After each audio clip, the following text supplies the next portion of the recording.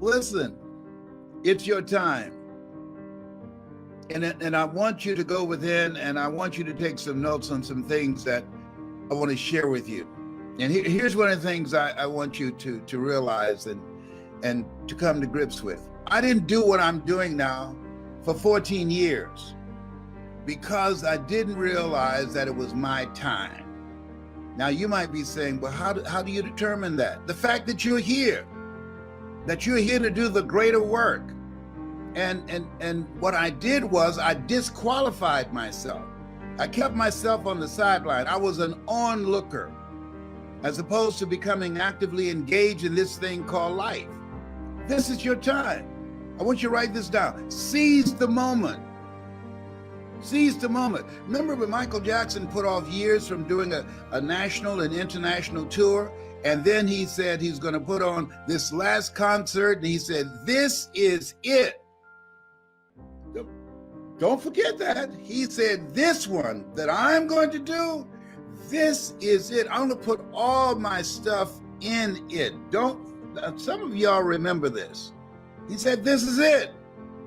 He didn't realize that life is so uncertain. He didn't realize it's so unpredictable. He did not realize that there are no guarantees. Here's a quote I want you to think about.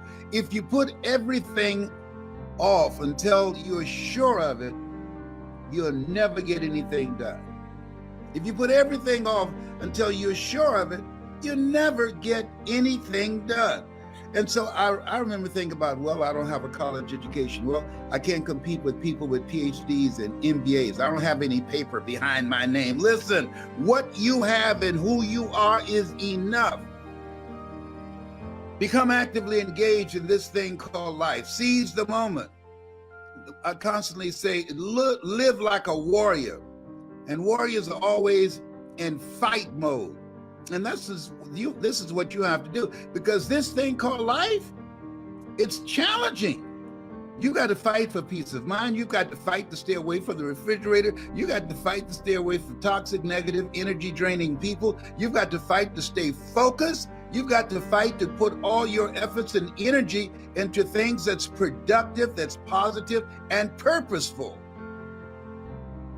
See, it doesn't take any motivation to procrastinate. It doesn't take any motivation to put things off or to think negatively, but it takes motivation to be optimistic in spite of, to have a perpetual vision of yourself and your life in a spirit of optimism, in spite of the circumstances and the adversities that's always knocking at the door or peeping through the window.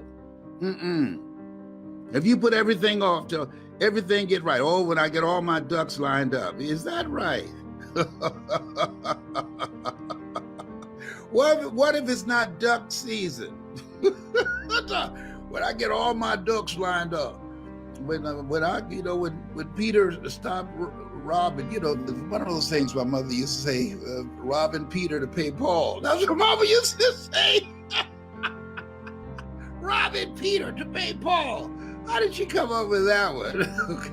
Listen, if there's anything that we know now, just with the coronavirus alone, do what you're going to do and do it now with a sense of urgency.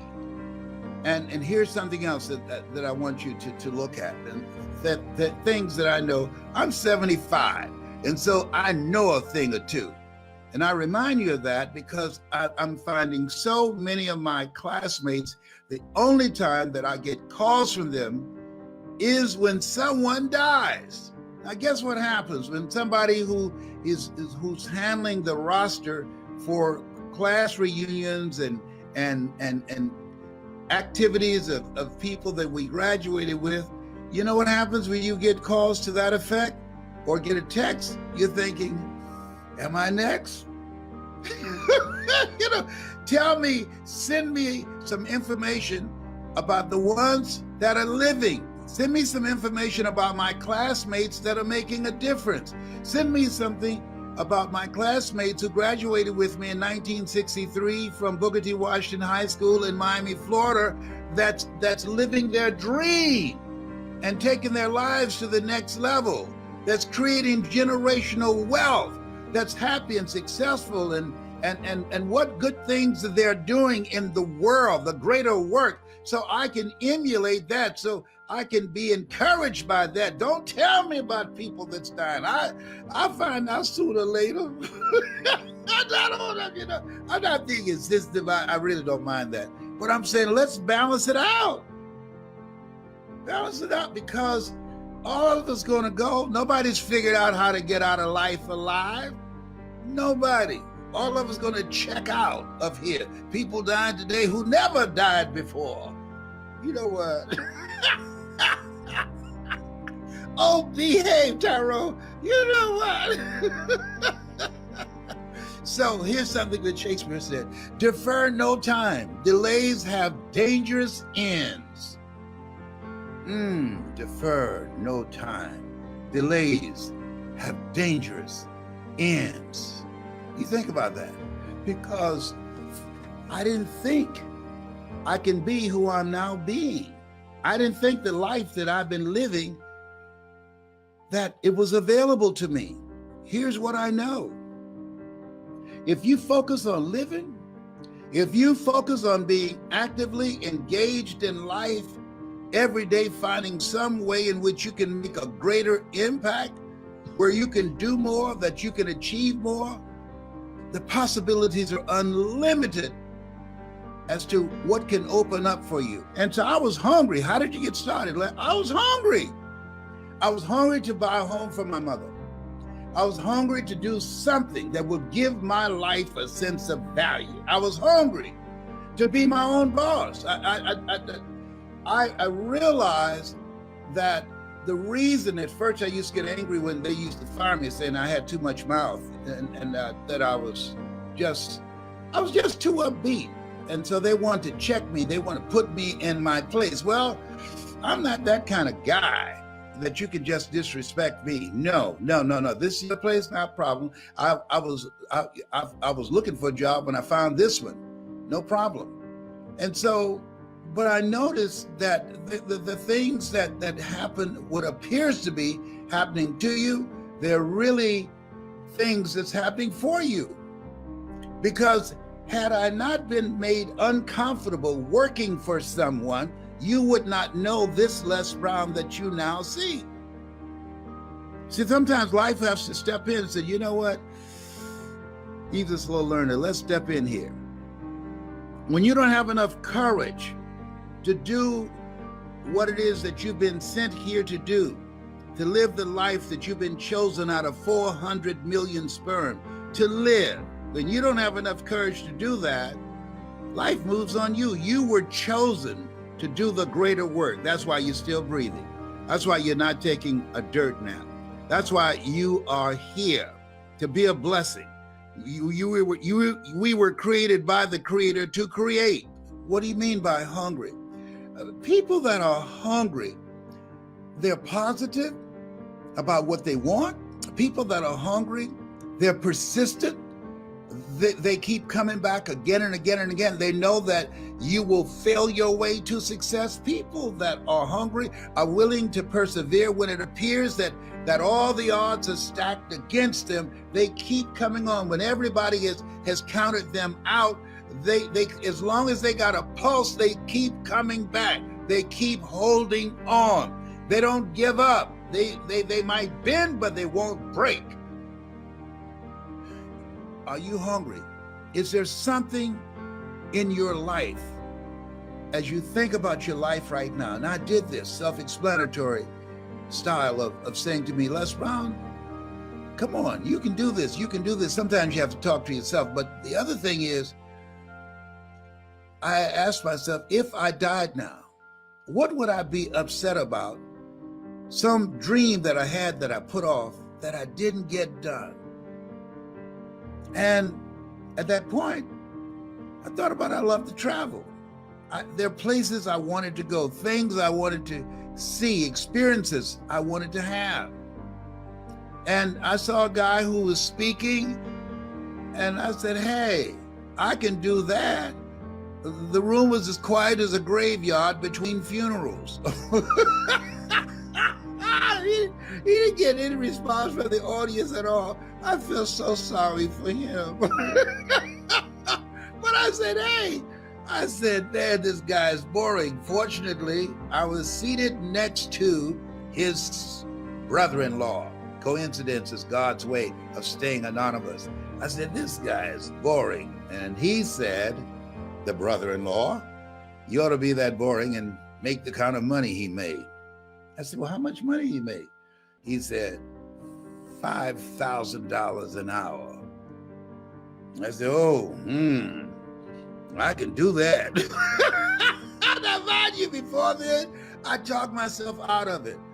Gary Cox said this. When there's an argument between your mind and your heart, follow your heart. Where your heart is, there your treasure is also. Follow your heart. Most of us have a mind-driven life, you know, and what do you mean by that? There's eyesight and there's mind sight. See, the mind, that's where your imagination resides. See, when you have eyesight, you just judge according to appearances, but mind sight, you look beyond the appearances and you create a vision in your mind of things already accomplished, because all dreams happen twice. First in the mind and then in the without. Okay? So I want you to, especially now, with this coronavirus thing, especially now, with all the other stuff and drama that's going on every day in the world, nationally, globally, and locally, especially now, but you might be breathing the wrong air seated next to someone, or walking and somebody walked past you and you don't know what's going on with them. I got on an elevator at Emory University and they only allow 4 people on the elevator. And this guy had his mask on, I had mine on, and then nobody there but he and I. And then he took his mask off to sneeze. Let me tell you something up in here. I was about to lose my mind with him. I'm about to say, I was looking at him, you about to make me lose my mind. Up in here, up in here. I know if he could have jumped out of the elevator, he'd have left there soon. The look I gave him, if you don't put that mask back on, I gave him that Mamie Brown look. You know, my mama used to say, you know what? Y'all better not make me come back there. No, ma'am, mama, please don't come back. We would bring out the King Kong. One of the things I'm doing, this is the beginning of the year, and I want you to listen to me closely. You can't make it by yourself today. There's so many things that's happening, so many things that's changing. And as you look at where things are right now, let me say something that the news won't tell you. All right, listen to me. God's in, he's in all of this. God is in this mix up in here. Do you hear me? He's all over this stuff. They ain't talking about that. They should have breaking news. God is interrupted all this mess that's going on up in here. Breaking news. He's still on the throne. Breaking news. All things work together for good for those who love God and for those who are called according to his purpose. That's the breaking news. There will be no commercial breaks. Just this information. All things. Did you say something? No. All things. Come on. Now, are you really all things? All things work together for those who love God and for those who are called according to his purpose. That's some good news up in here. They don't know. If it leads, if it bleeds, it leads. See, if somebody's got to die, got to be an accident, something ugly got to happen to make the news. But the real good news is that all things work together for good for those who love God according to his purpose. Well, what about my adverse circumstances right now? Trust me, it's going to work out. Well, what about the fact that I'm about to be foreclosed? Trust me, it's going to work out. What about the fact I'm facing eviction? What about the fact that I've lost my job? Trust me, trust him. It's going to work out. This is not the end. It's just the beginning of a new chapter in your life. It's a new chapter. And as you believe, as you keep the faith, baby. Adam Clayton Powell knew what he's talking about. Keep the faith. Oh, we've gone through some stuff before. Keep the faith, baby. Oh no, it's see, in this place where we are, it's easy to have faith when you got money, you got your health, and things are working out fine for you. Oh, it's so fine. You can easily say, oh, just think positive and be enthusiastic and everything will work out all right. No. You're going to get some whippings in this thing called life. You have to keep the faith because this stuff is cyclic. Sometimes you're up, sometimes you're down. Sometimes things go well, sometimes they don't go so well. And no guts, no glory. It takes guts to continue to believe, to trust, to stand strong, to stand up inside yourself. It takes guts to do that, to come back again and again and again. It takes guts to look at things that you put all your effort and all your money and all your energy into, and then you have life interrupt you and you lose everything except your life. People say, I lost everything. I want to just tap on the television and say, no. You didn't lose everything. No. You have life. You're still here. You're still breathing. You still got a pulse. And who you are behind your eyes is still here. And that force, that energy, that presence behind your eyes can produce what it is that you've lost. 8 out of 10 millionaires have been bankrupt. You're not a loser. Things just did not happen the way you wanted them to happen. You're a winner. You were born to win. You came here winning.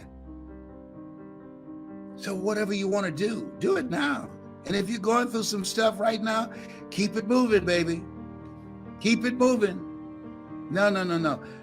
I'm depressed right now. No, you don't have the luxury of being depressed. Keep it moving. Use your mind to be creative and look for a way to get out of the situation where you are. You will work your way back to where you were and beyond there. Therefore, take unto you the whole armor. Yes. Commit thy works unto the Lord, and thy thoughts shall be established. In all thy ways acknowledge him, and he shall direct thy path. You've been given authority and dominion over everything on the face of the earth. Those are not just words that were printed on a page. Those are words that to become actualized in your life. And I'm putting together groups, mastermind groups of greatness. People, see, in order to make it, the 3 things that's major right now. Number 1, working on your mind. So when you go to hungrytospeak.com, you're going to get some things that you listen to called Choosing Your Future, that as you listen to this message over and over and over again, it's going to change your life overnight. There are people listening to me right now. I want you to put on the screen what difference those messages have made in your life. Put them up there so people can see them. Put them up there right now. Do it right now. If you've heard Choosing Your Future, it's possible. It's necessary. It's you. It's hard. It's worth it. It's done. Stick a fork in it. It's done. Yes, stick a fork in it. There's some people can tell you, that will tell you. Do you see anything yet, John Leslie? Yeah. They're putting it up there? Yeah. Let me tell you something. It will make you get your hustle on. Let me tell you something. Don't listen to it at night. You won't be able to go to sleep. You'll be so motivated to be talking in your sleep. Listen, and it said lessons on fire. Thank you. Who said that? Kent. Hey, Kent. Hey, brother Kent. Hiya. All right, Kent. Oh man, listen to me. Because you survived. Do you know who you are? Do you know who you are? You made it out of 2020. Whoa! Don't miss that. Don't miss that. A lot of folk didn't make it. A lot of people didn't make it. Don't take it for granted that you're supposed to make it. To just have a spirit of humility and say, thank you, Lord. A lot of people are partying. I wasn't partying. I said, thank you, Lord. I'm still here. Cancer Centers of America amazed at me. He's dealing with 4-stage cancer, but he's still here. He's been here for 29 years with this, and he hear about with some pain that's in his shoulders and his back, and But he's still here. He's 75. He don't look it, but he's still here. He says he used mascara to cover his gray, but he's still here. Ooh, in fact, I see some gray kind of rebelling right now. I need to hook them up. What is this? I don't know what's happening up here. What y'all doing there? Homie, don't play that. What y'all doing? What you did I tell y'all get excuse me, about to make me lose my religion. If people don't leave home without the American Express, I don't leave home without my mascara. Oh, behave. Oh, whatever. You make me Randy, baby. Why are you so happy? Because I'm here. Are you crazy? The stuff I deal with, stuff I'm dealing with right now, I'm still here when I get through. But see, when I speak, I don't hurt. But when I get through speaking, like I'm talking to y'all, the pain is in my rooms. And are you through? Well, I don't know. I think I got a little bit more to say. You know, as long as you're speaking, you got a job. We ain't gonna mess with you, but but when you get through, we're gonna light you up. Let me tell you what happened. This is a true story.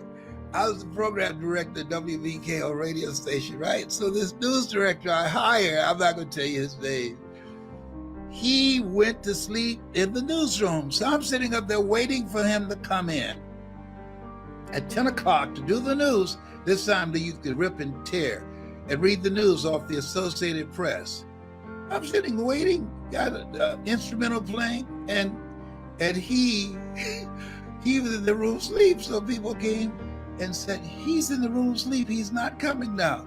I put on a long record, and I had everybody come watch, and I put a note in his hand while he was asleep, and the note read, as long as you sleep, you got a job. When you wake up, you are fired.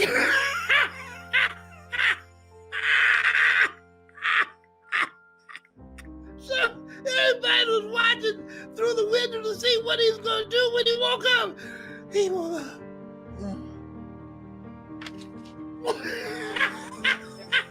Do you know he slept another hour and a half?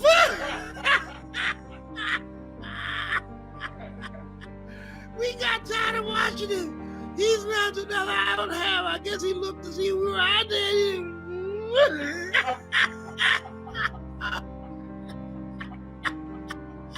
You never heard that one, huh, John Leslie? That's a true story. That's a true story. I said, as long as you sleep, you got a job. Don't wake up. Okay. But listen, what does it take to make it now, Les? Mental resolve, all right? Next thing is, you have to upgrade your skill set. And we teach you how to do that, how to make money in a variety of ways. The other thing is, and I cannot emphasize this enough, getting around the right people. That's why I'm putting this greatness mastermind together. Being around the right people. Sometimes it's not what you know, it's who you know and what they know about you, and being able to have the ability to communicate with people behind doors that you want to get into, and have relationships with people that's on the path of where you are going. Being around the right people, that's major. Do you hear me? That's major. Don't downplay that. Don't try and do this stuff solo by yourself, because it's too many people that's working against you and don't want to see you make it. If there's nothing else we know, 1 out of every 2 people you know that you see every day, they got it out for you. And me too. Why? It's just that way. That's what it is. But we will find a way to win together. All things work together for good, for those, not just one person, for those where 2 or 3 are gathered. Ooh, I will be among you. Whoa, we're not by ourselves? No, absolutely not. Oh no. That's some good news. I want you to write this down, choosing your future. It's a program that we've created that's designed to put in place for you to work on yourself a systematic process that changes your mindset. It's possible, it's necessary, it's you, it's hard, it's worth it, it's done. It's 6 CDs. Repeat after me, please. It's possible. Yeah, see, the easiest thing that I do now is come up on stage and speak to you. That's easy. But the most difficult thing that I've ever done, and it took me years to do, was to believe that I can do it. To believe that I could stand up and not be afraid and speak from my heart and think and be able to present. To believe that that was possible for me. For 14 years, I didn't do it. Mike Williams said, Les, you can do more than what you're now doing. But I didn't believe it. I just couldn't see myself doing it. I'm saying to you, there's some things that you can accomplish that you can't see right now. My favorite book says, eye has not seen, ear has not heard, nor has entered the heart of mankind what God has in store for you when you're willing to say yes, when you're willing to move forward, when you're willing to come back again and again and again in pursuit of your dream. Life will respond to you. You'll discover some things about yourself. Mindset transformation is very important. Be ye not conformed to this world. Be ye transformed by the renewing of your mind. You don't want to think like everybody else. You want uncommon thinking. Here's the other thing. Expand your skill set. This is the age of what the late Peter Drucker calls the era of the 3 C's. Accelerated change, overwhelming complexity, and tremendous competition. So you have to expand your skill set to stay ahead of technology and cheap labor abroad. When I was a kid, you got on an elevator, I was an elevator boy. What floor, please? We operated elevators manually. So then we're going through creative destruction. Somebody created an elevator that didn't require a person being there employed to close the door and take the people to the designated floor. When I was a kid, girls would say, what do you want to do when you become an adult? I want to be an operator, a long-distance operator. Years ago, when you made a long-distance call, you had to call a long-distance operator. Then somebody created technology that you can dial direct. Am I making this up? Anybody remember use that call a long-distance operator? It's called creative destruction. Somebody created technology that we don't have to do that anymore. So today, what multi-level marketing does allow you to secure your future, to stay ahead of technology and cheap labor abroad. You can hire a PhD or an MBA in the Philippines or India for $2.60 an hour. So what you're doing is you're staying ahead of the game because we're going through continuously creative destruction. Think about Mr. Washington. Young man, yes, sir. What do you want to do with your life? I want to buy my mother a home, sir. I want to take care of my mother. You do? Yes, sir. I want to make my mother proud. How can you say you want to make your mother proud and you were in the dean's office the other day for fighting? Sir, they call me DT, the dumb twin. So you're going to fight them? Yes, sir. Why, Brown? Why? Anger is the wind that blows out the lamp of the mind. How do I get even, sir? Tell me. They pick on me all the time because it takes me longer to learn things than others. I'm not like my sister at the University of Miami. I'm not like my brother. They always compare me to him. Mr. Brown, you want to get even? Yes, sir. He said, you have a good memory, young man. Yes, I do. Yes, I do, sir. Remember these words by Frank Sinatra. The best revenge is massive success.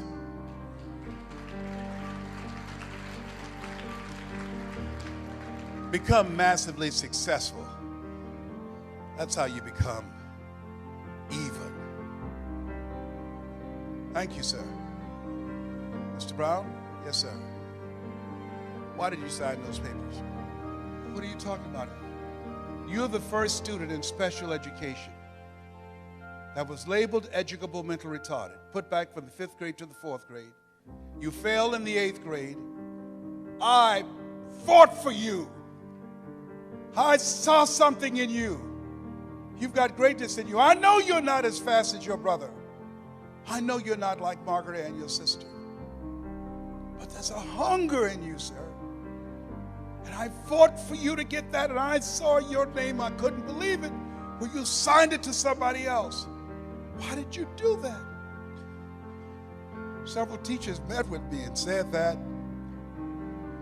you wouldn't be with me at Florida A&M University to help me. Mr. Washington, he said, if I didn't make the honor roll at Booker T. Washington High School, I would not make it at Florida A&M. You've been like a father to me. I never would want to bring embarrassment to your name. Mr. Brown, I know it's harder for you. But once you learn something, because of your hunger, you got it. You master it. He said, I don't care what they said. But did you believe that you could go there and graduate? To be honest with you, sir, no, sir. Not without you, sir. Mr. Brown, yes, sir. Listen to me, yes, sir. Sometimes you have to believe in somebody's belief in you until your belief kicks in. Sometimes you have to believe in somebody's belief in you until your belief kicks in. Whoever recruited you to become involved in their organization, they saw something in you. Whoever asked you to be a part of their team, they saw greatness in you. See, you need people in your life who can see things that you can't see. You want to find whoever got you in the business and say to them, thank you. I told Robert Boyd, who recruited me for Best Line Products, thank you, Bob. I don't know what you saw, but I'm not going to disappoint you. You find whoever recruited you, because you are looking for eagles in this business. You're not looking for people who need more. You're looking for people who want more.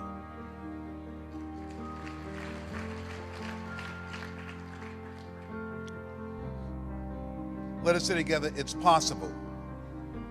Everybody together, it's possible. I can live my dreams. I will work on myself every day. I will retrain my thinking every day. I will listen to audio programs. I would read 10 to 15 pages of something positive every day. I will turn off my television and turn on my life.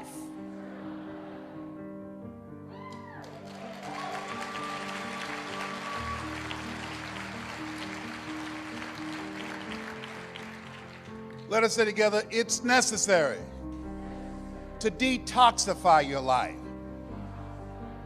Ladies and gentlemen, how many of you are serious about reaching your goals? Raise your hands, please. Very good. Jim Rohn asked this question. Look at the people in your life and ask the question, what is this relationship doing to me? See, in order for you to go to the next level, there are some people you need to let go. Let us say together, let go or be dragged. There's some people, because of their negativity, they're emotional vampires. They will drain you. You want to be around people that you can learn from, that you can grow from. Dr. Dennis Kimbrough out of Atlanta said, if you're the smartest one in your group, you need to get a new group.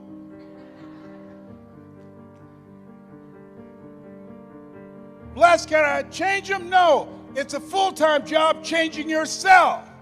There's some people that's comfortable being negative, comfortable being a volunteer victim. There's some people that's so negative they can walk into a dark room and begin to develop. Oh, behave.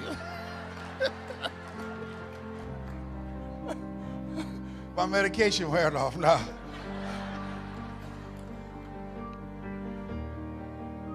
You're talking about earning more money. You got to be serious. One sickness can wipe out a fortune. 95% of the people who filed bankruptcy last year did so because of medical expenses. People say money won't make you happy, but everybody want to find out for themselves. friend of mine, Rita Davenport, said money ain't important, but it's right up there with oxygen. And let me tell you something, fellas, even if you're as homeless as I am, you got some money, women will find something cute on you. Oh, he's got earlobes like Tom Cruise. He's got a walk like Denzel Washington. I used to be so broke, I'd walk past a bank and trip the alarm. Creditors would call the house and my children would answer the phone and say, my daddy say he ain't home. And sometimes they would catch me on the phone. May I speak to Les Brown, please? Sorry, but he's not here. You sound like Les Brown. Don't you go there, big boy. Oh my God. Red Fox said money can't buy you happiness, but it can make a big down payment. Oh. This thing called life. Here's something else. Write this down. You're going to fail your way to success. There are people who look promising. They're going to disappoint you, hurt your feelings. There are people who should be there to encourage you, to motivate you. They're going to be the #1 members of the discouragement club. Before things get better for you, they're going to get real bad. When you have a dream, think it not strange that you'll face the fiery furnaces of this world. You will, not you might, you will have tribulations. How many of you know that's true? Raise your hands, please. Things are going to happen to you. And don't complain. Don't go around telling everybody. 80% don't care. 20% glad it's you. Suck it up and keep on prospecting and make it happen. Life is happening to everybody. Make it important to know what drives you and what's most important now. There are things that used to be important to me, they're no longer important. And that's why I've been doing Operation Clean Slate, getting a lot of stuff and a lot of people out of my life. I remember when I read the book, Who's the Matter with Me? I wrote down the names of the family members and friends that I communicated with most.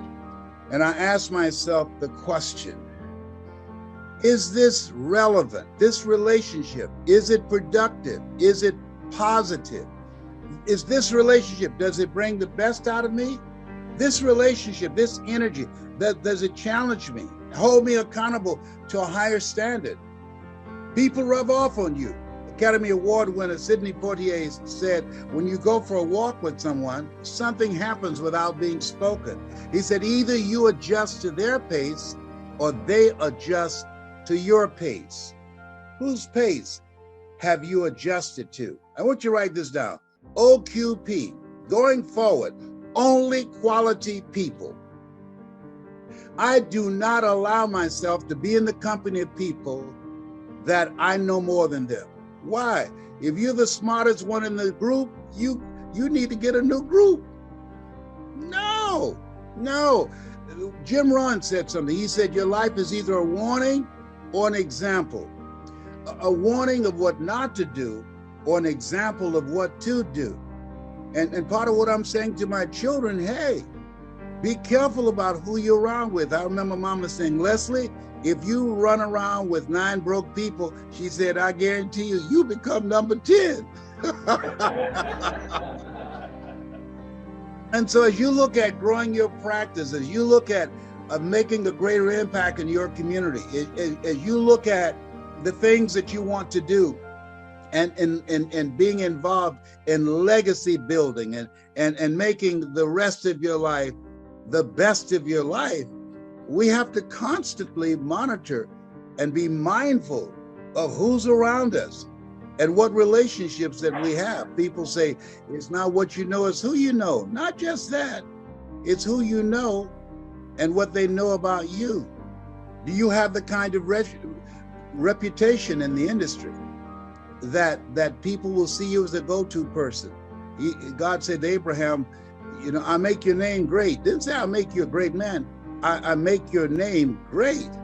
The reason that when Fab calls me, he's a good man.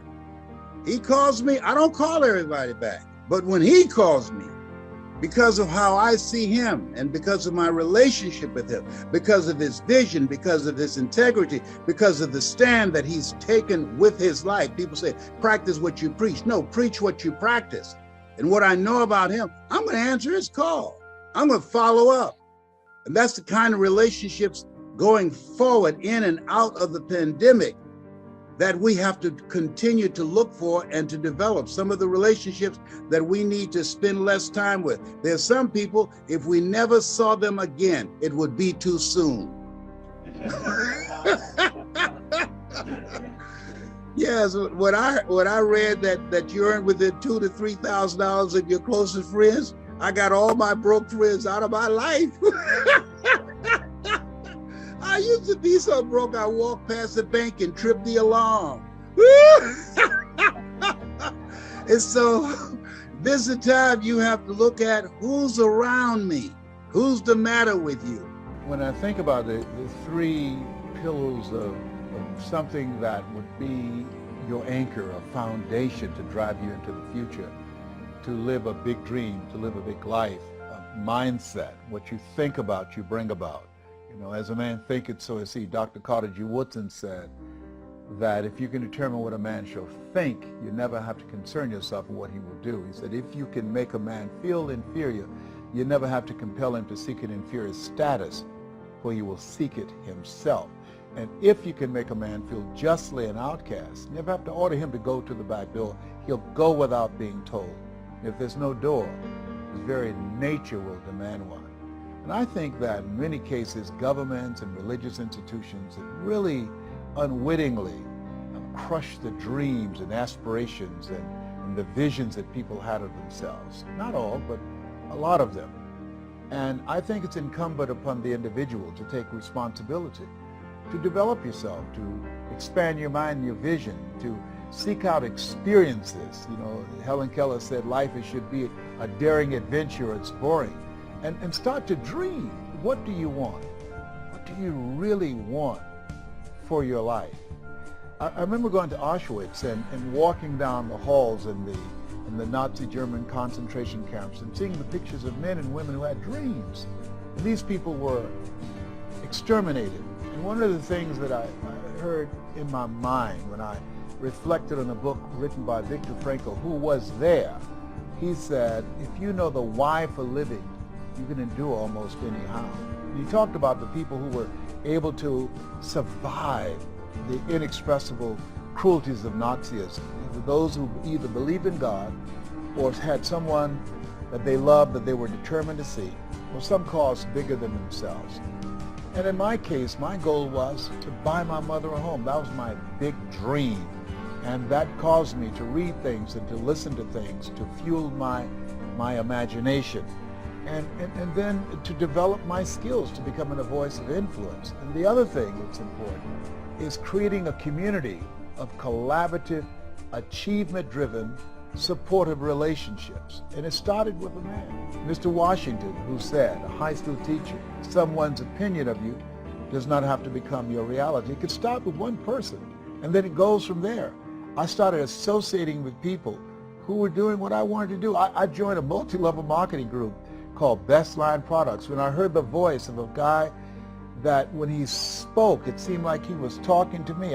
I was in a hotel at a convention and Bill Bailey spoke and he was selling this dream. I didn't even know the products, but I wanted to be a part of it. And what I found, and one of the great things about multi-level marketing, is that it puts you in a community of other like-minded people. I think that's the value and the power of associations of different kinds. Associating with people who share your values, associating with people, like-minded people who have dreams, who have goals that they're working on, and being in that community. Studies indicate that one goose can fly 40% further in formation with other geese than can ever fly by itself. In fact, I'm thinking about a scientific study where they exposed some rats to electronic shock, and after they increased it, it killed them instantly. But then they put these rats in groupings with other sharks, with other rats. And then what happened was that they continued to increase the shocks of these rats and they increased it over 10 times more. And it took far more to kill them than what it took with just one. And so there's something about being in a community of people who share your dream, who hold you accountable, who challenge you, who call you out, who can see what you can't see that you have within you, and inspire you to step up. Ebony Magazine, the late John H. Johnson, who started that with a $500 loan from his mother. And he said something in his book called Making It Against All Odds. There's no defense against an excellence that meets a pressing public need. And I suggest to you, one, work on yourself. To me, I think there are three pillars of what's required in order to carve out your place in this global economy. There are many steps, but there are three that I think that's indispensable. One is working on your mind. Be ye not conformed to this world, be transformed by the renewing of your mind. The second is of having a mindset and willing to discipline yourself, to make the sacrifice, to engage in ongoing self-study for self-growth and development, developing your communication skills. I can hear Mr. Washington now say, Mr. Brown, develop your communication skills, because once you open your mouth, you tell the world who you are. Nelson Mandela said, if you speak from your mind, you speak in a language that a man can understand.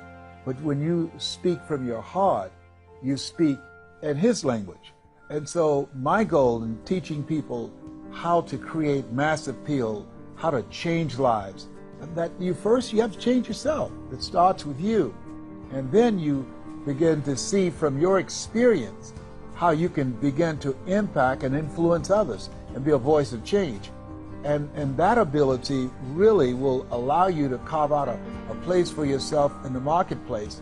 And the methods and the techniques, the simplicity of how you language what you say. Einstein said that genius is the capacity to take the complicated and make it simple. And so when you are creating change and mass appeal, keeping it simple, but being the message that you bring, and loving it, and standing in your power, and realize that you're here for a reason. I believe to make a difference. I believe to do a great work. I believe to live a life, as Jim Rohn said, when you live your life, he said, your life can be either an example or it's a warning of what not to do, or an example of what to do and what's possible. 85% of them reach their goals because of their attitude, 15% because of their aptitude.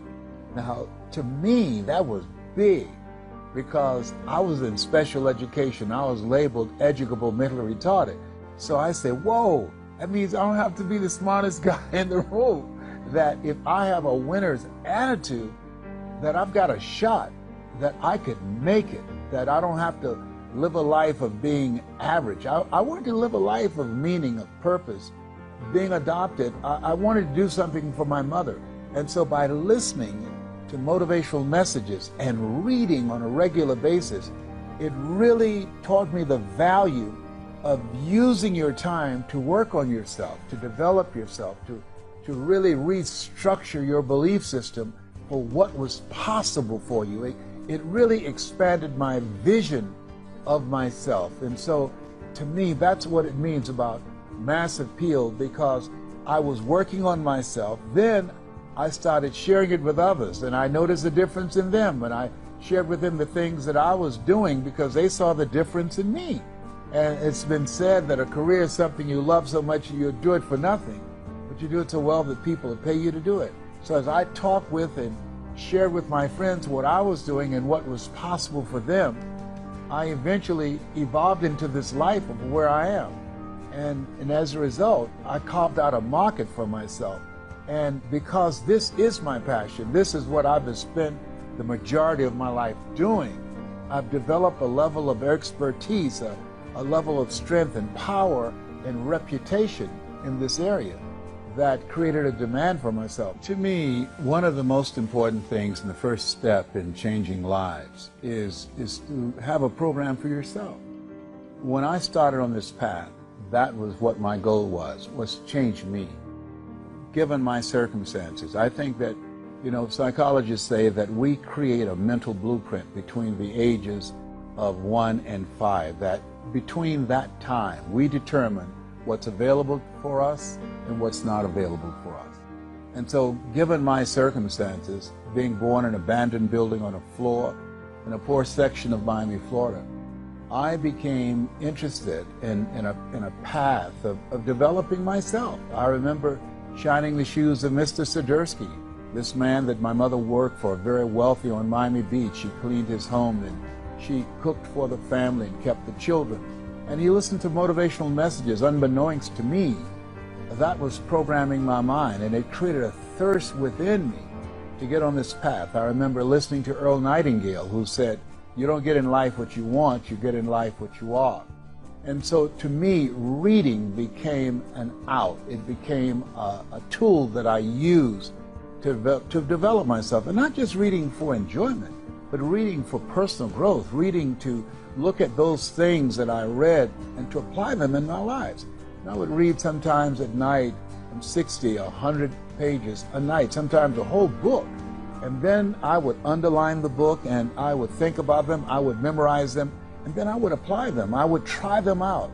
Because one of the things he said, they did a study of some top achievers and leaders around the world, over 3,000, to find out what was the common denominator among them that enabled them to reach their goals. Next step is, not only is it possible and necessary, and it's you to live your dream, to make this greatness that you have within you become a reality, but what I've come to appreciate when you're working on changing your life, changing some bad habit, getting out of addictive situations or relationships, or working to build a dream or making a difference in our society, or learning something that's very challenging. Here's what I realize, ladies and gentlemen, and develop a great deal of respect for. It's hard. Easy is not an option. It's hard living. Life is hard. See, it's hard when you are 49 years old, been working on a job for 17 years, and they come in and tell you you're finished and give you 1 week severance pay. And you got to start all over again. It's hard when you're married and raising children and your children are crawling and your husband dies unexpectedly. It's hard handling just the tragedies of life. It's hard when you're working on something and you put everything you have in it and it doesn't work out. You lose your money and other people's money. It's hard. It was rough when I lost my job and I could not find a job. It was humiliating and embarrassing, borrowing money, and then I couldn't pay the money back when I told them I would. That's rough. How people look at you, how they respond to you. It's very hard. It's humiliating. Here's what I discovered that happens to you in life, that you will go through things, and while you're going through them, you can't understand why it's happening to you. But after you go through it, you get back and you look at it and you say, oh, now I understand why I needed that lesson. Have you ever happened to you? Raise your hand. Has it ever happened to you that I couldn't understand it then, but after I got through it, then I saw that that was preparing me for bigger and better things.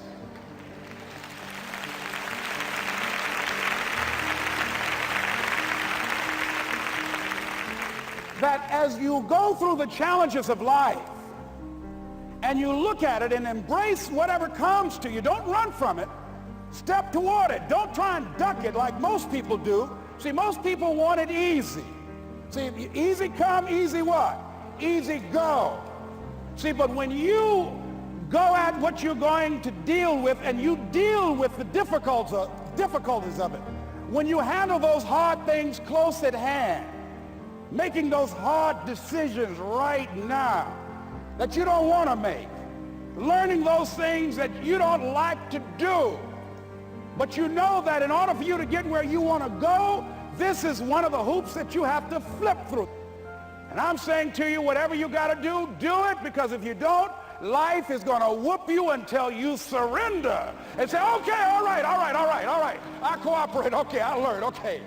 It had to wear me out a long time. So if it's hard, then do it hard. Now, how do you hang in there during the hard, difficult times? Les, you must have faith. You've got to believe in yourself. You've got to believe in your abilities. You've got to believe in your service, your company, your ideas, unquestionably. You've got to have faith, and that faith gives you patience. That it's not going to happen as quickly as you want it to happen. A lot of things are going to happen that will catch you off guard. And so therefore you've got to deal with and handle it as it comes. And not only that, but that faith and patience drives you into action. You've got to keep moving and keep plugging away. I can see people coming out talking to a guy out there watering and fertilizing the ground that's not showing anything. Hey, what you doing? You've been out here a long time, man. And the conversation in the neighborhood is, you growing a Chinese bamboo tree, is that right? Yeah, that's right. Well, even Ray Charles and Stevie Wonder can see ain't nothing showing. You know that's how people are going to do you? So how long you been working on this? How long have you been working on your dreams? And you have nothing to show. This is all you got to show. People are going to do that to you. And some people, ladies and gentlemen, they stop. Because they don't see instant results. It doesn't happen quickly. They stop. Oh, no. You got to keep on watering your dream. And when it began to happen, they stopped laughing. They said, look. Whoa, look here. Look how, hey, man, you know, I know you could do it. Look here, you got a job here?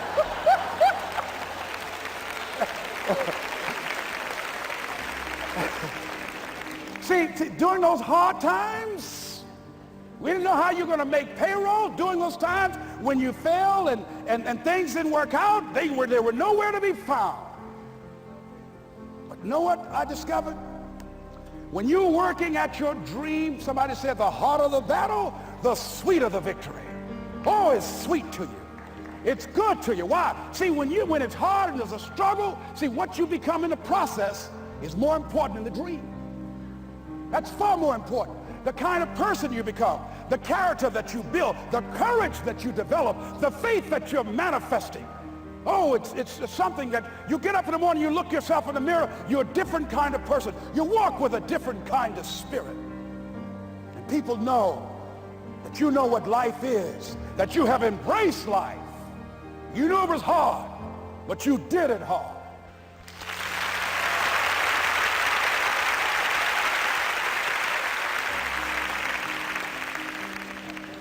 Now that takes us to the next level. If it's hard, why do people do it? You ask people who do things. Why do they go it? People who climb mountains just for the sake of it. Nobody paying them to do it, just do it. Somebody said, I'm going to run around the world. He said, well, why would somebody want to do that? I'm going to swim the Atlantic Channel. Why? Why do people do that? I wondered, why would a Nelson Mandela give up 26 years of his life? Why do people do that? Here's what I discovered in high school. In high school, I decided I wanted to go out for football. Never forget this. And I discovered why people do things. You know why, ladies and gentlemen? Even though it's hard, it's worth it. It's worth it. See, one day we had Coach Alkin Hepburn had this plaque down there and this wood on the floor, on the ground. He said, Brown, come over here. Had my suit on. I said, yes, sir. He said, I'm going to have old Larry Littles down there, old big Larry. Yes, sir. Big, fat, sorry Larry. Yes, sir. Brown, I want you to get down bull neck. Yes, sir. He said, I want you to run at Larry. I want you to put your helmet right in his pit, right up and hit his chest, and knock him off that board. You hear me, Brown? You can do that. Yes, sir. Can you do that? Yes, sir. I said, hubba, hubba. I said, hubba, hubba. He said, Brown, I want you to knock him off. You're going to make the team. I know you can get him, all right? Look at him. How sorry he is. Knees knocking and everything. I said, yes, sir. And then he went down to Larry. Larry Littles, who played 12 years for the Miami Dolphins, all pro for 12 years. This is a bad, big dude. 250 pounds, strength, agile, and all muscle. He said, Larry, he said, man, you know Brown down there. He's down there talking about your mom and everything. He talked about how fat and sorry you are and how he's going to knock you off this board.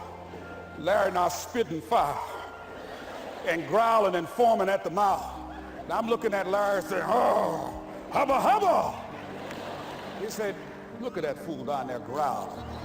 He told me he's going to scare you that you're going to leave. Are you going to leave? No, coach, I ain't going to leave. Go down there and knock him out the park. Boy, coach got back. He winked at me. Go get him, Brown. I went hard. I ran into Larry with my helmet. Larry said, boo. I don't know where I landed. When they woke me up, I said, can y'all take this helmet off me for a minute? I said, y'all got any more positions out here? They said, like where? I said, don't y'all need an announcer? I said, Brown, where you going? I was crying. They said, man, some girls over there. I said, I don't care, man, I'm hurt. I said, that fool almost killed me, man. He said, Brown, you quit, man. I said, yeah. I said, what? I said, it ain't worth it, man. No, it ain't worth it. Y'all go ahead. Y'all crazy. I'll be your announcer, man. I was calling the game. I was up there in the booth. Call good games, too, because the pain wasn't worth it to me. And I'm saying to you, you know why people do what they do? The people who go after their stuff, what makes it worth it? It's got to be your passion. You got to love it, ladies and gentlemen. You got to love it. It's got to be what you are supposed to do. You want to sing, and even though they want to invite you to Carnegie Hall, you're going to sing to anybody that listens to you, including singing to yourself. I used to talk to my plants when nobody else would listen to me. You got to write, even if no one published your book, write, because that was given to you to do. You do what it is you're supposed to. You're supposed to build something. You're supposed to create something. I don't know how to do it. Learn. Do whatever is required. Just go out there. It's possible you can get what you want. It's necessary. If you want it, you got to go into action. You got to be willing to experiment. You got to be willing to fail and to succeed. You got to be willing to form and to develop new relationships. It's you, it's on you. You got to make that happen. Nobody's going to bring it to you on a silver platter and say, here's your dream manifested. No, it's hard. Yes, it's hard. It's difficult. Yes, right. And it's worth it.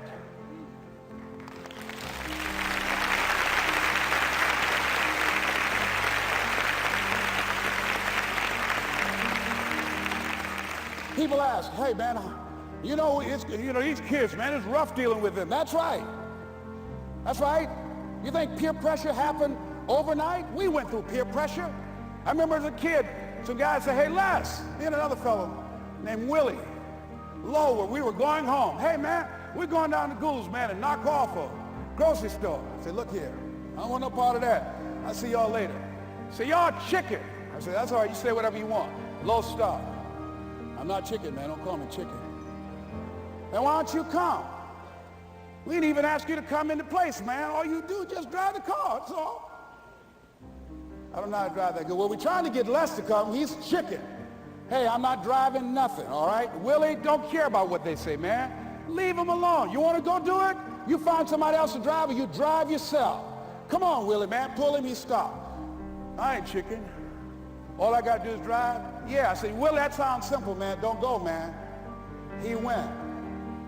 And the next day, we read the newspaper where when they robbed the store, when they came out running to a car, the merchant, the man who owned the store, came out just shooting wildly, and he hit the driver in the head.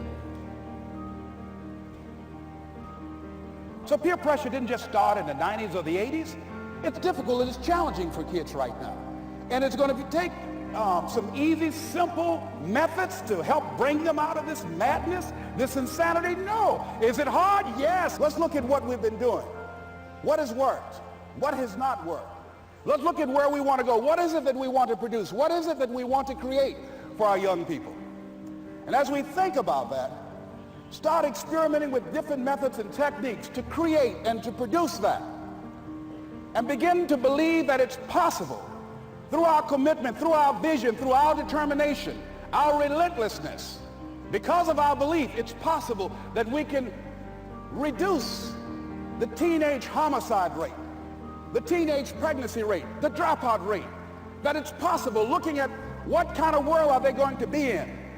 As we look at the global economy, that as we begin to use our collective will and genius and resources, it's possible that we can create an educational system that not only will test their minds with information and facts and figures, but will teach them how to think and be creative, and what does it mean to be a human being and to value human life, and how do you make relationships work? How do you bounce back from adversity?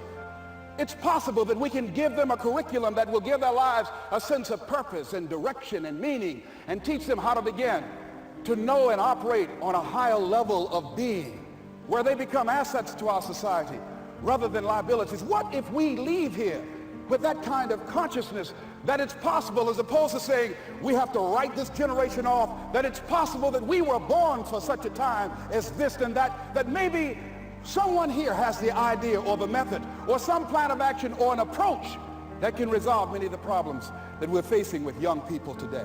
Whatever we have to do to save our children, it's worth it.